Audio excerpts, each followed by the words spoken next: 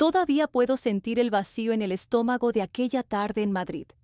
El móvil de Xavier vibró sobre la mesa, y por descuido, había dejado abierto su WhatsApp. Bastó una sola frase para que todo se quebrara. Quiero volver a sentir tus manos. Lo de anoche fue inolvidable. El nombre que aparecía en la pantalla me heló la sangre. Reina. Nuestra vecina del tercero, la mujer que me saludaba cada mañana bajando con su perro, la que me regalaba galletas en Navidad y elogiaba a mis hijos como si fueran suyos. Me quedé mirando la pantalla sin parpadear, con las manos temblorosas. 12 años de matrimonio, de esfuerzos compartidos, resumidos en un mensaje que lo destruía todo. 12 años apoyándole en guardias interminables, postergando mis propios planes para que él pudiera crecer como médico.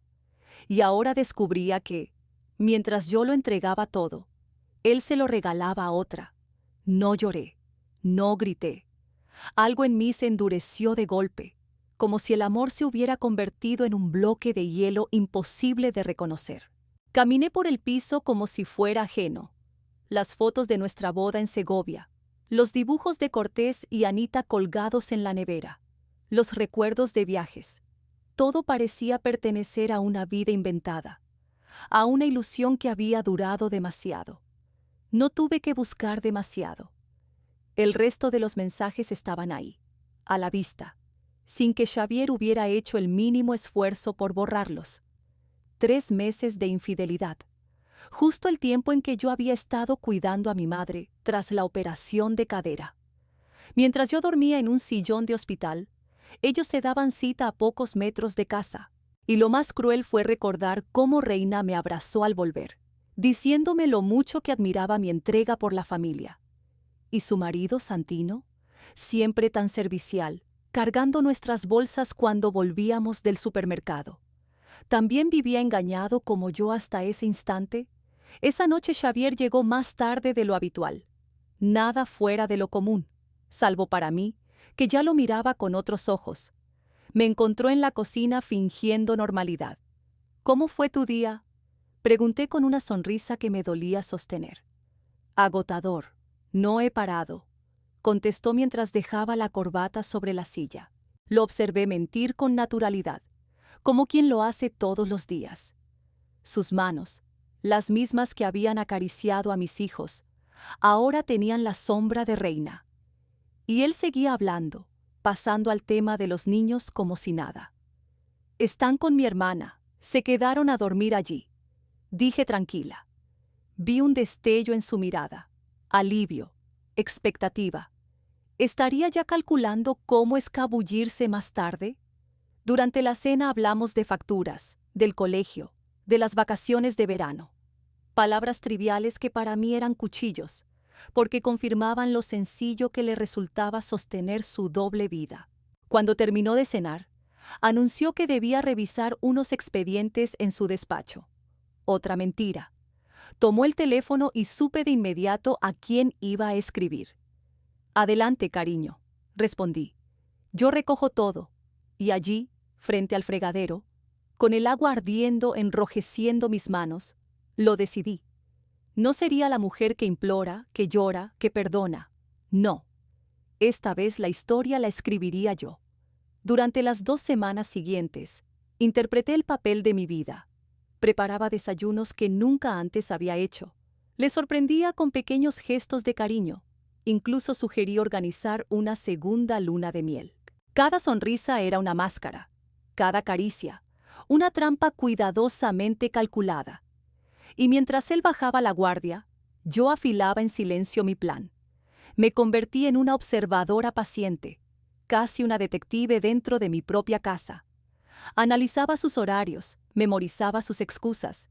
Los jueves eran siempre su pretexto favorito. Consultas tardías, decía con una tranquilidad que ahora me parecía insultante. Yo asentía, fingiendo creerle, mientras en mi cabeza trazaba el recorrido invisible que unía nuestro piso 304 con el 302 de Reina. Apenas 10 pasos de distancia. 10 pasos que separaban la vida que yo creía tener, de la mentira que realmente habitaba. Lo que más me desgarraba no eran los encuentros que imaginaba, sino esa intimidad diaria que habían fabricado a mis espaldas. Los mensajes no hablaban solo de citas secretas, sino de complicidad, chistes privados, conversaciones largas sobre sus miedos, rituales compartidos. Xavier le mandaba artículos sobre temas que a ella le apasionaban. Le escribía buenos días antes que a mí, su esposa. Le confesaba frustraciones y debilidades que conmigo ya no compartía desde hacía años. Cada nuevo hallazgo era como un ladrón que me vaciaba por dentro. No solo me arrebataba al marido con el que dormía cada noche, también me robaba mi pasado. Pensaba en Reina cuando me regaló flores por mi cumpleaños. ¿Ya estaba con ella cuando celebramos nuestro aniversario en febrero? Todo se teñía de sospecha. Un día, mientras los niños hacían la tarea, sonó el timbre. Abrí la puerta y allí estaba Santino, el marido de Reina, con una tarta en las manos.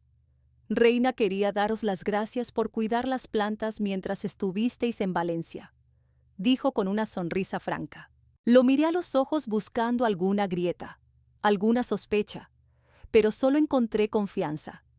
Y en ese instante sentí una extraña conexión con él. Los dos estábamos viviendo una obra de teatro escrita por las personas que más queríamos. Gracias, Santino. No teníais que molestarte, le respondí, sosteniendo entre mis manos aquel postre que ella seguramente había preparado pensando en mi marido. Esa noche, al servir la tarta en la mesa, Xavier la reconoció de inmediato. «Es de Reina, ¿verdad?», comentó con un tono demasiado ensayado. «Sí, Santino la trajo esta tarde. Dice que Reina la hizo especialmente para nosotros», dije observando cómo se esforzaba en ocultar su incomodidad. «¡Qué detalle!», murmuró bajando la vista al plato. Fue entonces cuando entendí que Xavier no me estaba traicionando solo a mí. También traicionaba a Santino, a nuestros hijos, a nuestras familias, a todos los que creían en nosotros como pareja. Había convertido nuestras vidas en una escenografía de cartón, en un teatro de sombras donde nada era lo que parecía. Unos días después, mientras él se duchaba, abrí su agenda de trabajo. Allí estaba marcado: Congreso en Guadalajara, viernes a domingo, 3 días fuera. Pero yo ya sabía la verdad. Los mensajes con Reina eran claros. Santino también estaría de viaje, y pensaban aprovechar para quedarse juntos, en nuestro propio piso, en nuestra cama. Sentí un vértigo insoportable al imaginarlo. La confirmación definitiva llegó de la forma más cruel. Una tarde encontré a Anita, nuestra hija de 8 años, dibujando. «Mira, mami, somos nosotros», dijo orgullosa señalando el papel. «Y esta es la tía Sophie, que siempre viene a ver a papá cuando tú no estás». Me quedé helada. Mi pequeña ya había normalizado la presencia de Reina en nuestra casa. ¿Cuántas veces habría cruzado esa puerta en mi ausencia? ¿Cuántas cosas sabían mis hijos sin entender realmente lo que ocurría? Esa noche, mientras Xavier dormía profundamente, me senté sola en el salón oscuro, y por primera vez dejé escapar las lágrimas. No lloraba por la infidelidad en sí, sino por todo lo que había entregado. Mi juventud, mis proyectos, la vida que sacrifiqué para construir un hogar que él había envenenado. Yo lo había dado todo, y él me descartó como si no valiera nada. Pero entre aquellas lágrimas algo cambió.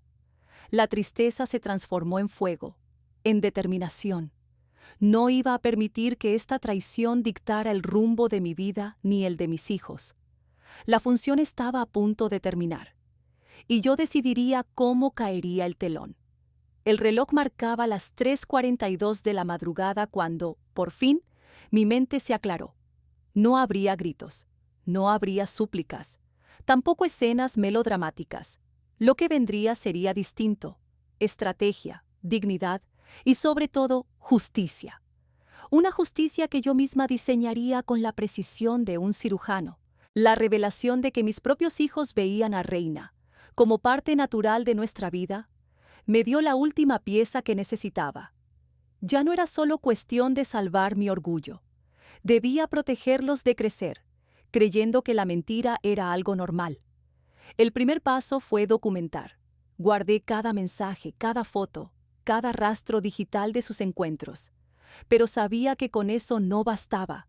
Si quería que mi plan fuera infalible, necesitaba reforzarlo en todos los frentes. Mi primera parada fue el despacho de Estefania, mi prima, abogada de familia. Le conté todo con calma, sin lágrimas, como quien ya ha pasado del dolor a la acción. Necesito saber cuáles son mis opciones. No quiero actuar por impulso, le dije con voz firme. Ella me miró sorprendida, tomó notas y respondió: hiciste bien en venir. Lo que tienes es sólido para un divorcio por infidelidad, pero lo esencial es blindar tu patrimonio y asegurar el futuro de los niños.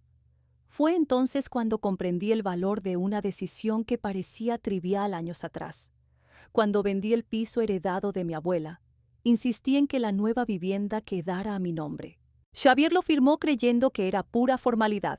Hoy, esa firma era mi salvavidas. El segundo movimiento fue financiero. Durante años había mantenido en secreto una pequeña cuenta de ahorros con lo que ganaba como traductora freelance. Para Xavier era una tontería, pero yo, con paciencia, había ido llenándola. No era una fortuna, pero sí lo suficiente para sostener a los niños y a mí en la transición que se avecinaba. El tercer paso: asegurar mi independencia laboral. Contacté con una agencia de traducciones con la que había colaborado en proyectos esporádicos y les propuse un contrato estable. Si iba a reinventarme, necesitaba ingresos regulares. Todo encajaba poco a poco como las piezas de un puzzle. Lo más delicado era el timing. Todo debía encajar en el momento exacto, como una sinfonía en la que cada instrumento entra en su compás. Mientras tanto, yo seguía representando el papel de esposa impecable. Cenas listas, conversaciones triviales, besos automáticos.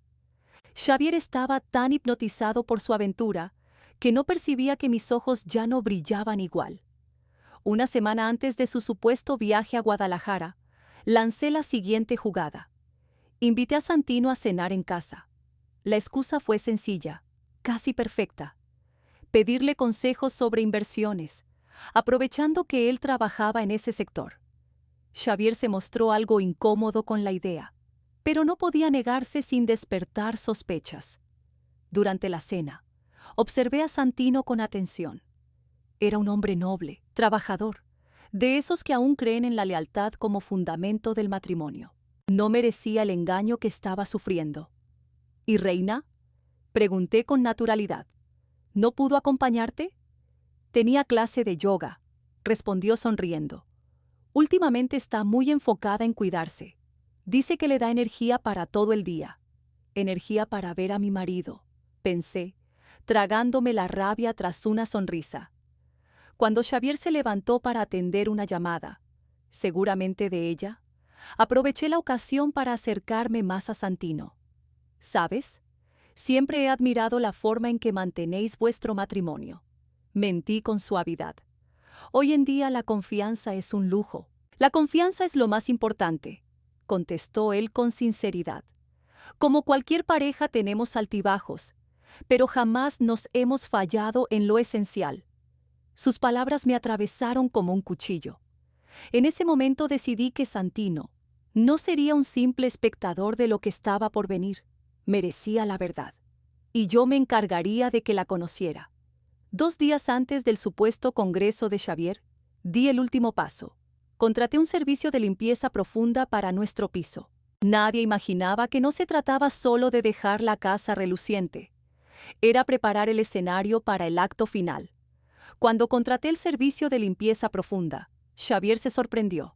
Le expliqué que quería dejar el piso impecable para su regreso de la supuesta conferencia. La verdad era otra. Necesitaba testigos externos que pudieran certificar el estado del apartamento antes de ejecutar mi plan. La noche anterior al viaje preparé su maleta con una precisión casi quirúrgica. Coloqué todo lo habitual: sus camisas favoritas, la loción que tanto usaba, su ropa interior preferida. Pero añadí también un guiño cruel: preservativos en un bolsillo lateral, junto con todas las cartas de amor que alguna vez me había escrito. Una ironía que solo yo entendería. Aparte, preparé una segunda maleta, más pequeña. En ella guardé el verdadero arsenal: capturas de pantalla impresas, registros de llamadas, fotos de Xavier y Reina, entrando al edificio con minutos de diferencia, e incluso los dibujos de Anita mencionando a la tía Sophie. Esa maleta tenía otro destino. Mi propio equipaje ya estaba listo también. Había reservado una habitación en un pequeño hotel para pasar esos días con los niños. A ellos les conté que sería como una mini aventura, mientras papá asistía a su conferencia. Esa noche, cuando Xavier se durmió, recorrí el piso en silencio. Toqué el sofá donde habíamos visto tantas películas, la mesa de la cocina donde hice miles de comidas con amor, los rincones que guardaban nuestra historia. No sentí tristeza. Era más bien una despedida serena, como quien cierra un libro que ya no piensa volver a leer. Mi teléfono vibró con 2 mensajes. Uno de Estefania confirmando que toda la documentación legal estaba lista. Otro de mi hermana, asegurándome que estaría ahí para lo que hiciera falta. No estaba sola. Me acosté junto a Xavier, sabiendo que era la última noche que dormiríamos juntos. En sueños, me abrazó como solía hacerlo. No lo aparté. Dejé que esa última caricia se grabara en mi memoria como un punto final. El amanecer llegó, y con él, la hora de poner todo en marcha. El desayuno transcurrió como siempre. Los niños refunfuñando por la tarea, Xavier revisando el móvil bajo la mesa. La única diferencia era la maleta junto a la puerta y el latido acelerado de mi corazón. ¿A qué hora sale tu vuelo?, pregunté con calma, sirviendo café. A las 11. El taxi viene en 1 hora, respondió sin levantar la vista del teléfono. Le sonreí con tranquilidad. Qué pena que no pueda llevarte al aeropuerto. Tengo una reunión con la profesora de Cortés, ¿recuerdas? Él asintió distraído, sin notar que esa cita era pura invención. Tras despedir a los niños, mi hermana los recogería después. Xavier inició su ritual previo al viaje: ducha, papeles, llamadas. Yo lo observaba como si fuera un desconocido. Cuando sonó el timbre, él supuso que era el taxi. Llegó antes, comentó tomando la maleta. Nos vemos el lunes, cuida de los enanos. Se inclinó para besarme. Giré la cara y le ofrecí solo la mejilla. Si lo notó, prefirió no mencionarlo. Espera, le dije, te acompaño abajo. Me miró con sorpresa, pero no protestó. En el ascensor envié un mensaje rápido. Bajando ahora. Frente al portal esperaba efectivamente el taxi, pero no estaba solo. A un lado, con gesto confuso y un maletín en la mano, estaba Santino. Mi mensaje había sido para él. Xavier se quedó blanco. ¿Qué haces aquí?, preguntó con la voz quebrada. Me escribió tu mujer, respondió Santino desconcertado. Dijo que era urgente, que debía darme algo antes de mi viaje. Pude ver cómo el pánico empezaba a invadir el rostro de Xavier, cómo comprendía al instante que su mundo se acababa de derrumbar. Lo miré con serenidad y dije casi en un susurro: ¿no es curioso, Xavier? La escena parecía sacada de una película. 2 hombres que decían viajar el mismo fin de semana, y nosotras, las esposas, supuestamente solas en casa. El taxista, incómodo por el silencio, se atrevió a preguntar: ¿sube al coche, señor? Sí, respondí yo antes que Xavier pudiera abrir la boca. Pero el destino ha cambiado. Saqué de la maleta pequeña un sobre grueso y lo puse en manos de Santino. Esto es para ti, le dije con calma contenida. Adentro había pruebas de sobra, mensajes impresos, fotografías, registros de llamadas. 3 meses de engaños perfectamente documentados. Tu esposa y mi marido llevan tiempo viéndose a escondidas. No hay congreso en Guadalajara ni viaje de negocios. El plan real era pasar este fin de semana juntos, en mi casa, en mi cama. Santino abrió el sobre con manos temblorosas. La incredulidad se convirtió en un dolor seco, y después en una furia silenciosa que le endureció la mirada. Xavier intentó intervenir, pero levanté la mano para callarlo. No, Xavier, ahora me toca hablar a mí. Me giré hacia el taxista. Un momento más, por favor. Subí de nuevo al piso y bajé con la maleta grande de Xavier. La dejé frente a Santino, como si fuera un objeto olvidado. Aquí tienes todas sus pertenencias, ropa, documentos, lo necesario. Puede llevarlas consigo, porque bajo este techo ya no tiene lugar. No puedes echarme así, es mi casa también, dijo Xavier al fin, en un tono entre rabia y súplica. No lo es tanto como crees, respondí con serenidad mientras sacaba una carpeta. El 70% de la vivienda está a mi nombre. Aquí están los documentos, además de la demanda de divorcio por infidelidad probada, una orden de alejamiento temporal y un acuerdo preliminar de custodia de los niños. Mi abogada se pondrá en contacto contigo. Santino levantó por fin la vista hacia Xavier, con el sobre aún en la mano. ¿Es cierto? ¿Has estado con mi mujer? Santino, no es lo que parece. Podemos hablar como adultos, balbuceó Xavier. Lo miré con frialdad. ¿Adultos? ¿Llamas madurez a mentir a tu esposa, a tus hijos y a tu vecino? ¿Eso es ser adulto para ti? Santino respiró hondo, tomó la maleta de Xavier y la metió en el maletero del taxi. Vosotros tenéis mucho que resolver, y yo tengo algo que aclarar con Reina. Una última cosa, añadí sacando mi móvil.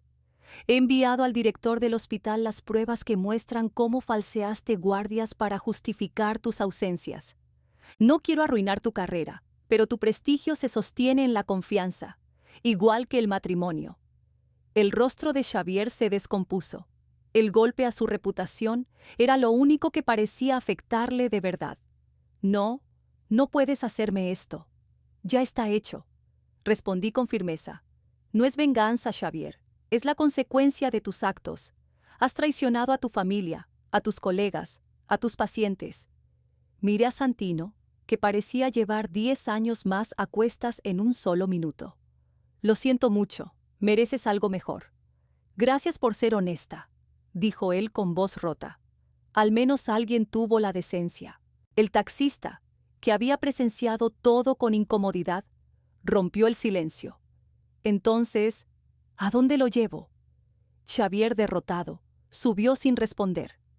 Al cerrarse la puerta, me miró una última vez. No había arrepentimiento en sus ojos, solo la rabia amarga de quien ha sido desenmascarado. El taxi arrancó y se perdió por la calle. Santino, aún con el sobre en la mano, se dejó caer en un banco cercano.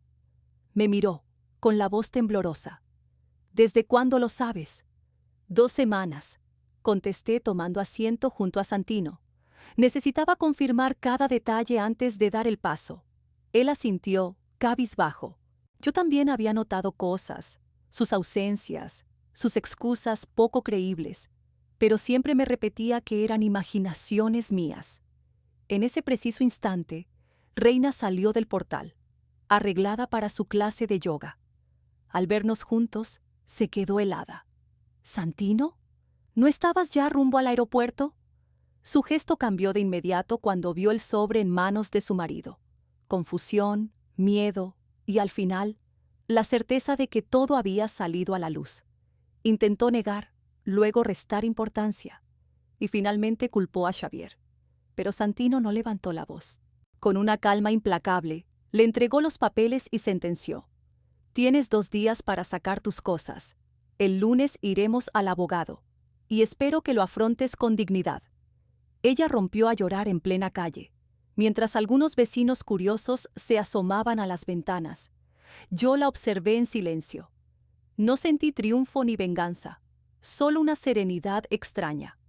La verdad, al fin, estaba donde debía estar. Esa misma tarde llevé a mis hijos al hotel que había preparado como refugio. Para ellos fue una aventura, pero para mí significaba un nuevo comienzo.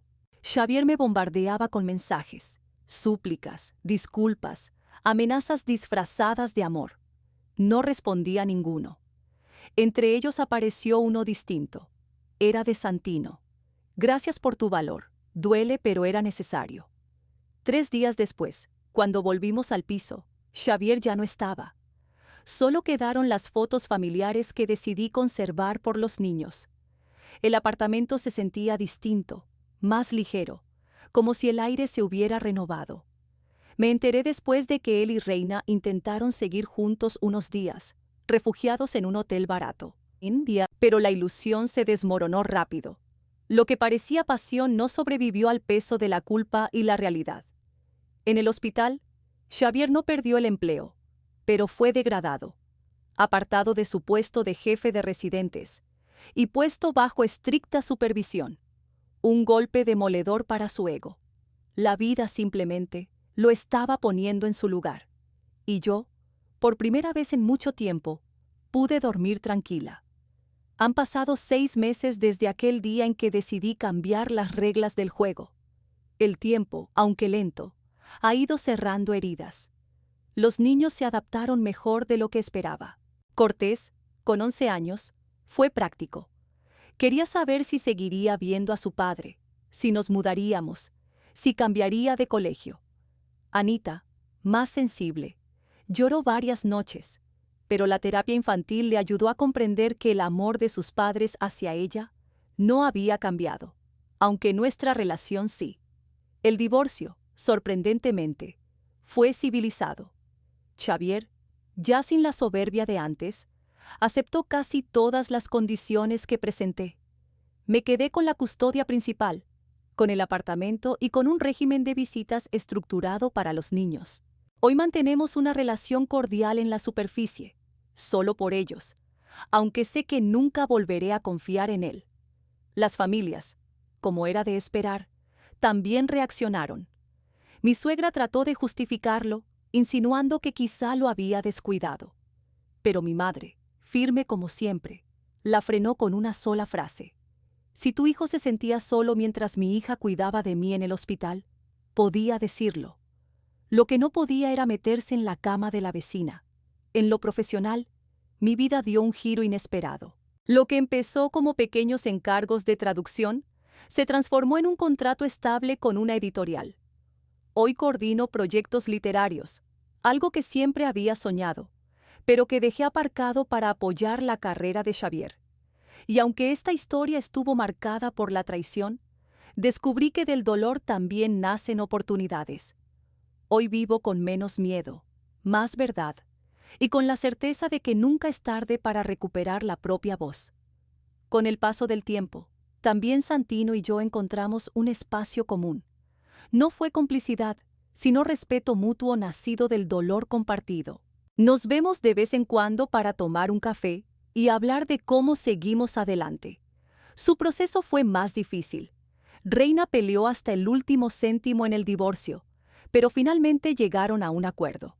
Hace poco me contó, con una sonrisa sincera, que está saliendo con una profesora universitaria, a la que conoció en un club de lectura. Verlo ilusionado de nuevo me dio una paz extraña, como si ambos hubiéramos sobrevivido al mismo naufragio. Reina, en cambio, se mudó lejos. La vi una sola vez, 6 semanas después, en un supermercado. Intentó evitarme, pero el azar quiso que nuestros carritos chocaran en el pasillo de las frutas. Me miró con ojos turbios, mezcla de vergüenza y rencor. «Me arruinaste la vida», murmuró. «No, Reina», le respondí tranquila. «Yo solo mostré lo que ya existía. Tus decisiones destruyeron tu matrimonio, igual que las de Xavier destruyeron el mío». No dijo nada más. Se dio la vuelta y se marchó apresurada. Y mientras la veía alejarse, comprendí que quizá nunca aceptaría su parte de responsabilidad. Xavier y ella tampoco duraron mucho después de ser descubiertos. Como tantas aventuras clandestinas, su relación se apagó cuando la luz del día la golpeó de frente.